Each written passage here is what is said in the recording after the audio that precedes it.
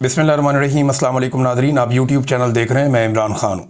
Nadreen, सबसे पहले Venezuela की सूरत हाल पे हम बात करते हैं और उसके हवाले से कुछ स्टेटमेंट अमेरिका से अब आना शुरू हुए हैं।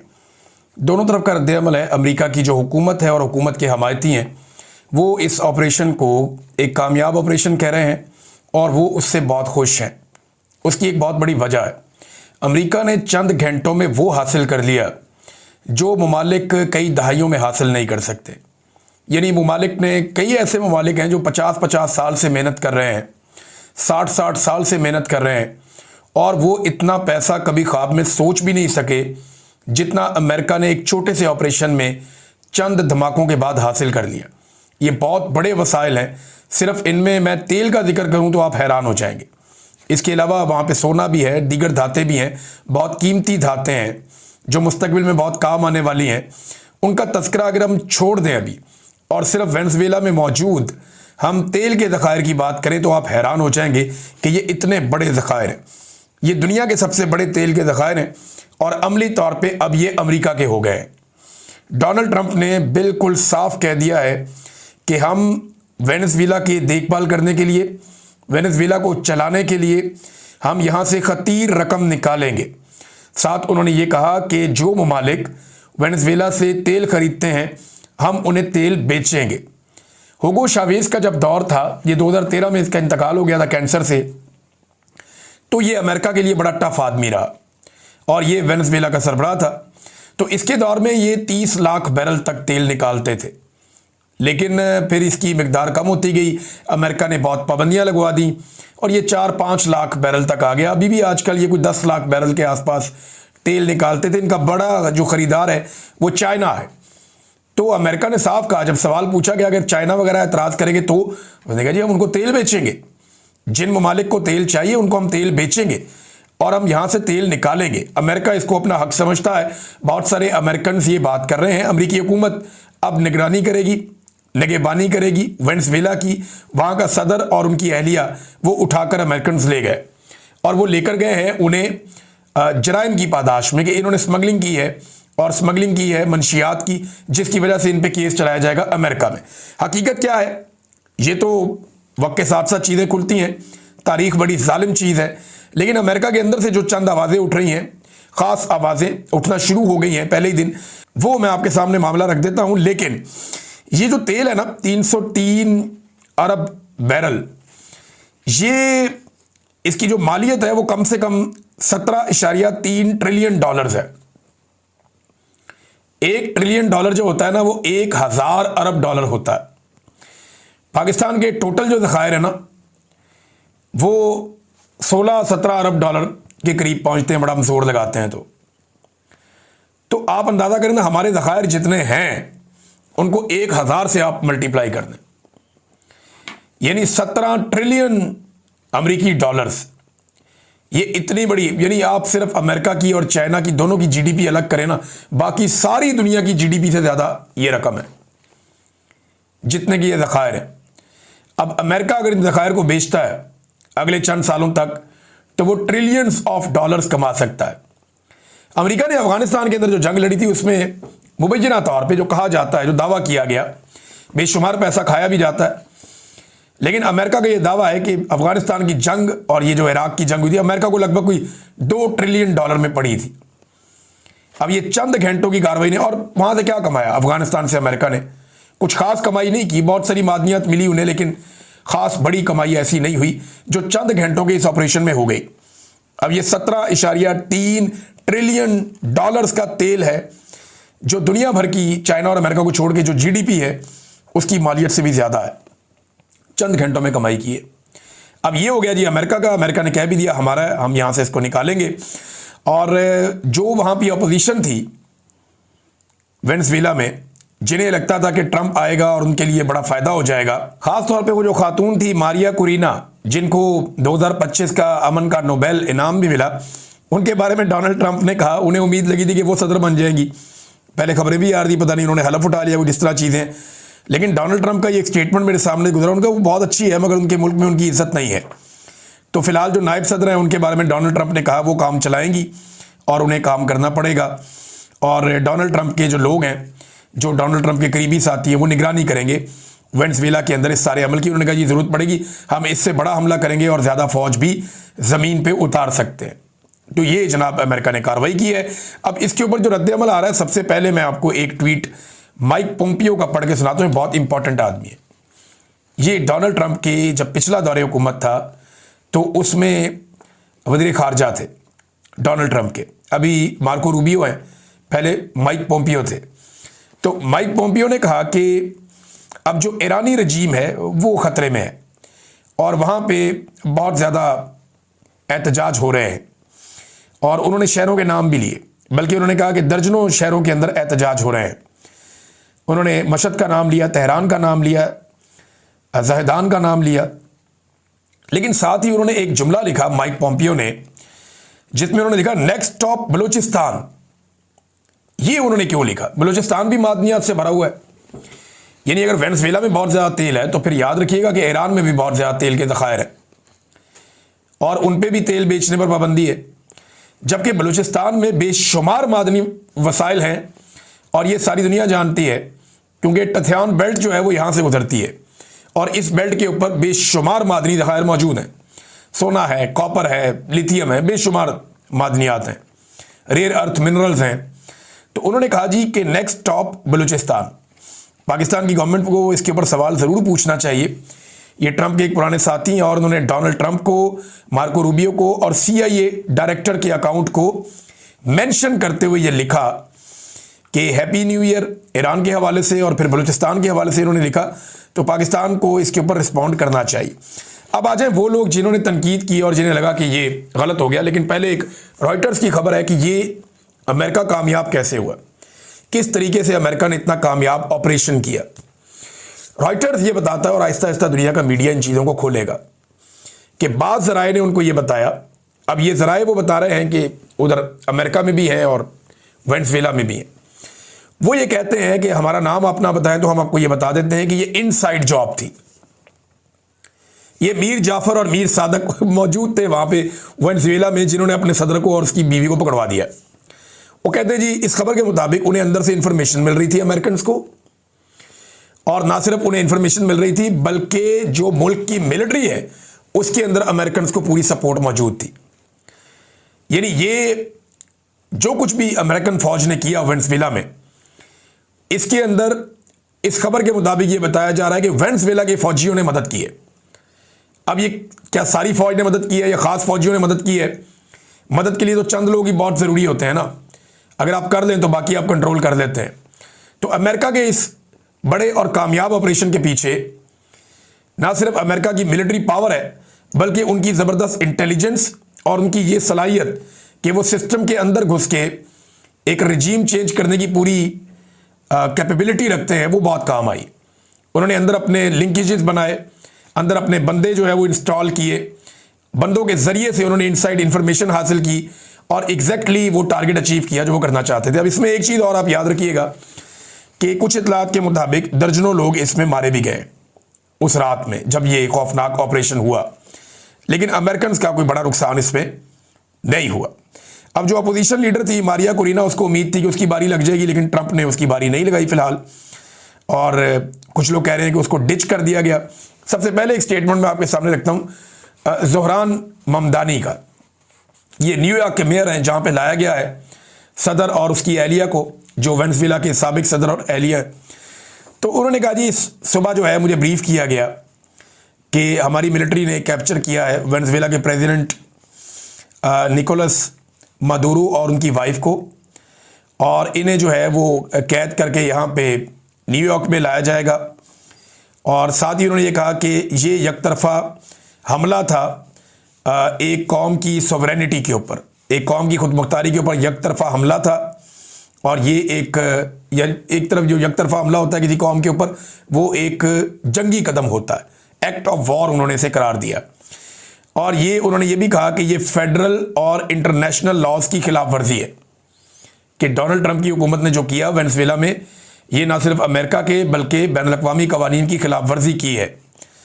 और इन्होंने पहले आवाज़ उठाई सबसे, ममदानी का मैंने ट्वीट देखा, और साथ ही उन्होंने ये कहा कि इसके साथ जो है वो अमेरिकन के लिए प्रॉब्लम्स भी क्रिएट होंगी साथ उन्होंने ये भी कहा कि बहुत सारे वेनेजुएला के लोग मेरी सिटी में रहते हैं, तो उन्होंने ये भी कहा कि मैं उनकी सेफ्टी और उनके हवाले से जो है वो इक़दामात करूँगा।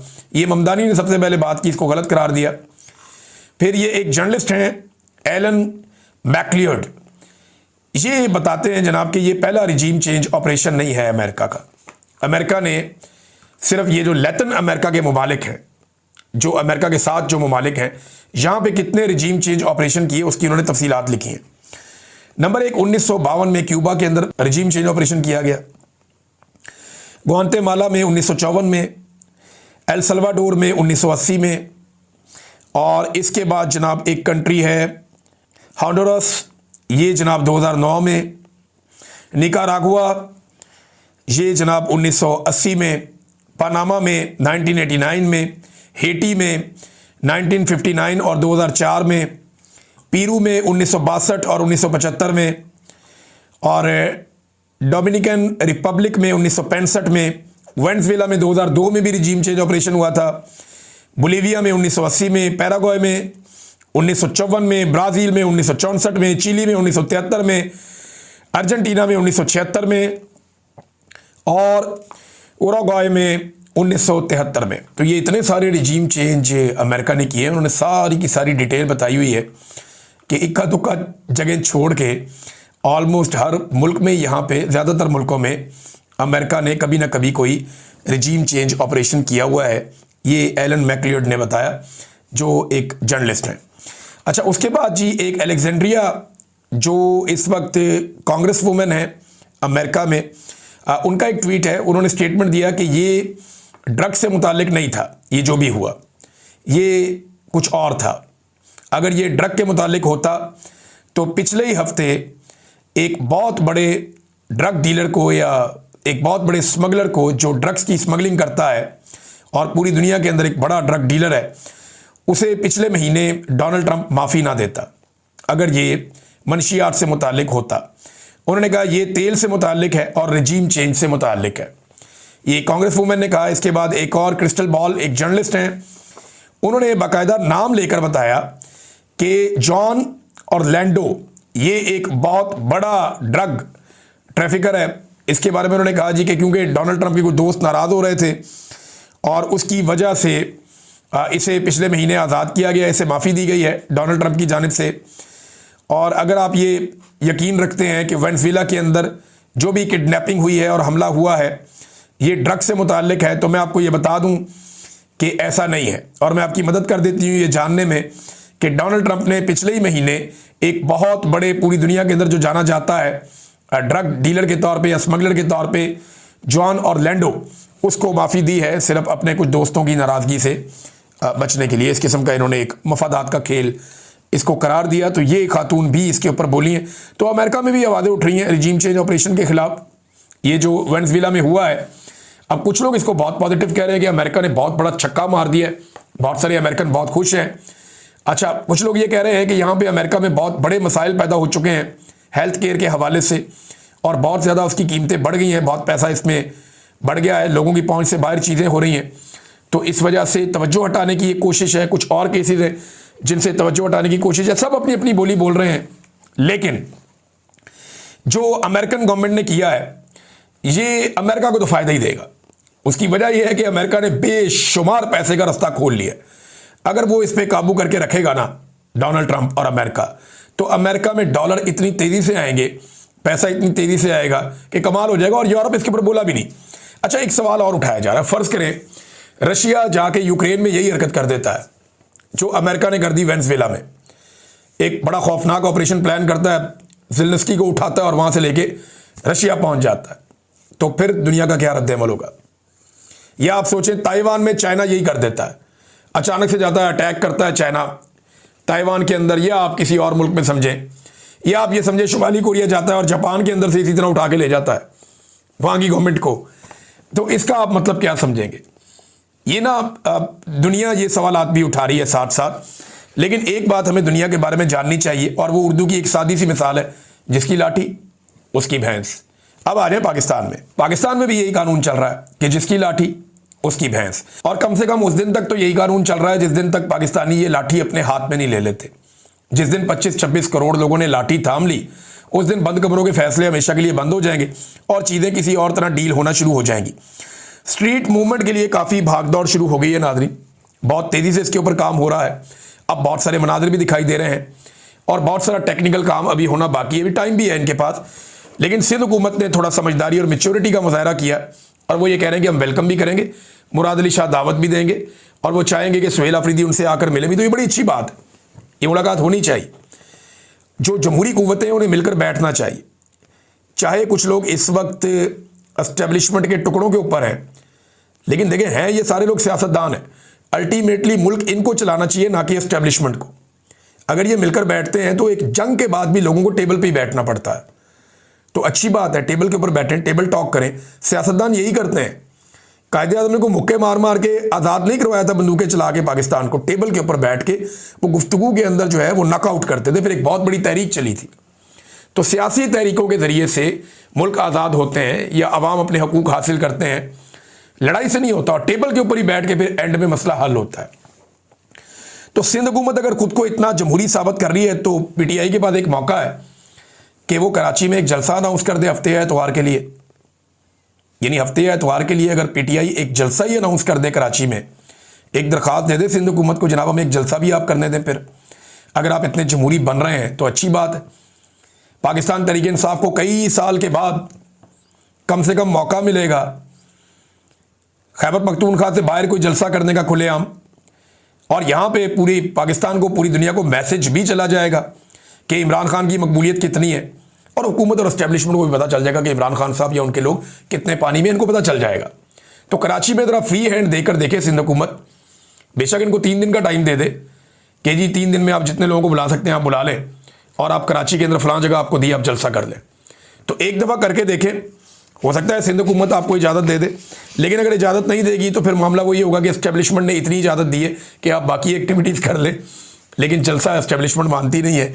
मुझे नहीं लगता कि एस्टेब्लिशमेंट इस वक्त जलसे के लिए मानेगी। बहरहाल मुज़ाकरात के लिए कोई ना कोई दरवाजे खोलने की कुछ लोग कोशिश कर रहे हैं। राना सनाउल्लाह साहब ने एक स्टेटमेंट दिया, उन्होंने कहा जी कि अगर शहबाज शरीफ ने मुज़ाकरात की बात की है ना, तो अपनी पार्टी नवाज शरीफ सबसे मुशावरत की है, और एस्टेब्लिशमेंट से भी उन्होंने कहा इजाज़त या मुशावरत के बाद ही मुज़ाकरात की बात हुई है। कल राणा साहब एक स्टेटमेंट में ये कह रहे थे एक दिन पहले कि जनाब एस्टेब्लिशमेंट के पास तो आईनी इख्तियार ही नहीं है उनके पास मुज़ाकरात के अंदर बैठने का या बातचीत करने का। तो आज वज़ीर आज़म उनसे इजाज़त लेता है, ये कौन सा आईनी है इख्तियार? ये किस आइन के तहत जाके उनसे इजाज़त लेते हैं या उनसे मुशावरत करते हैं सियासी मुज़ाकरात के लिए? तो देखें, ये हकीकत हमें मान लेनी चाहिए कि इस वक्त पाकिस्तान की एस्टेब्लिशमेंट ही निज़ाम को चला रही है, सब कुछ उन्हीं के कंट्रोल में है। लिहाजा उन्हीं के साथ सारे स्टेक होल्डर को बैठ के बात करनी पड़ेगी कि बस कर दो, आप अपनी डोमेन में वापस जाएं, पाकिस्तान को चलने दें, पाकिस्तान को आगे बढ़ने दें, पाकिस्तान को अपना काम करने दें। नाज़रीन, साकिब बशीर साहब ने भी अब खबर दी है, इंजीनियर मोहम्मद अली मिर्ज़ा साहब के दावों को उन्होंने भी मुस्तरद कर दिया है। इससे पहले सुहेल रशीद साहब ने और 1-2 और जर्नलिस्ट हैं, उन्होंने भी ये कहा था कि जो मोहम्मद अली मिर्ज़ा साहब हैं, या तो किसी ने उनको बेवकूफ़ बनाया, या वो जो बातचीत कर रहे हैं वो दावे अब मुस्तरद करते हैं, ये मुमकिन नहीं है। इमरान खान साहब बिल्कुल किसी और जगह पे ये लोग क्लेम कर रहे हैं। अच्छा, मेरी एक सोर्स से बात हुई तो उसने मुझे ज़्यादा कुछ नहीं बताया, लेकिन उसने मुझे कहा कि जी मैंने सुन लिया है जो कहा इंजीनियर मोहम्मद अली मिर्ज़ा साहब ने। मैंने कहा जी मुझे ये बता दें कि जो बातें उन्होंने की हैं वो ठीक है? उन्होंने कहा जी नहीं, वो बातें दुरुस्त नहीं है। मैंने कहा वो ये क्यों कर रहे हैं, आपको समझ आई कुछ? उन्होंने कहा जी मैं इस बारे में कुछ नहीं कह सकता, लेकिन जो बातें वो कर रहे हैं वो दुरुस्त नहीं है, ये मालूमात टेक्निकली दुरुस्त नहीं है। अब ये लोग कंफर्म कर रहे हैं, साकिब बशीर साहब, सुहेल रशीद साहब, कुछ और इस्लामाबाद से जर्नलिस्ट जो अडियाला जेल जाते हैं वो लोग, कि जनाब ये मुमकिन नहीं है, ये कोई धोखा हुआ है इंजीनियर मोहम्मद अली मिर्ज़ा साहब के साथ। अगर आप थोड़ा उनको मार्जिन देना चाहें तो आप ये कह सकते हैं उनके साथ धोखा हुआ है, और अगर आप मार्जिन ना देना चाहें तो आप ये कह सकते हैं कि उनके दावे हम मुस्तरद करते हैं, वो बात ही गलत कर रहे हैं। लेकिन मोहम्मद अकरम नामी एक असिस्टेंट जेल था, असिस्टेंट सुप्रिटेंडेंट ऑफ जेल था, उसको जबरी तौर पे लापता कर दिया गया था। सिर्फ इल्ज़ाम ये था कि उसने इमरान खान तक कोई पैगाम पहुंचाया या इमरान खान का पैगाम बाहर निकाला। और यहाँ पे इंजीनियर साहब इमरान खान साहब की बातें सुन रहे थे और वो कहते हैं कि मुझे सारा कुछ पता भी है। तो जेल का जो रिकॉर्ड है वो भी इंजीनियर साहब की एक बात की नफ़ी कर रहा है। ये सईद बलोच साहब ने ये भी रिपोर्ट किया। उन्होंने कहा जी कि जेल का जो रिकॉर्ड है अगर वो आप देखें तो रोज़ाना देसी घी के तड़कों वाली बात भी ठीक नहीं, क्योंकि इमरान खान साहब जो गोश्त खाते हैं उन्हें वो हफ्ते में 3 दफ़ा गोश्त मिलता है। 2 दफ़ा मुर्गी खाते हैं, और यानी हफ्ते में आपके कितने मील्स होते हैं? आप एक हफ्ते में 14 खाने खाते हैं, तो 3 खाने उनके गोश्त के होते हैं, बाकी वो दालें और सब्जियां और इस तरह की चीज़ें खाते हैं। ये इसमें लिखा हुआ था, ये जो जेल के अंदर जो रिकॉर्ड है उसके अंदर वो लिखा हुआ था, और उन्हें वो प्रोवाइड भी किया था।